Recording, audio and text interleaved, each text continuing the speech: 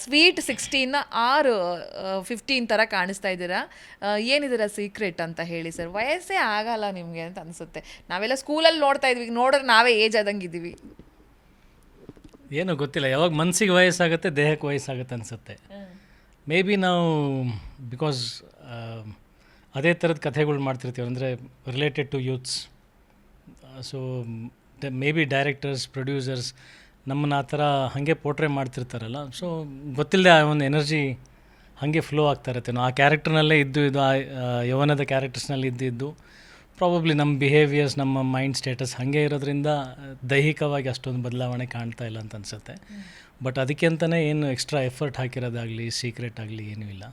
Just stay calm, stay peaceful, workout ಮಾಡಿ.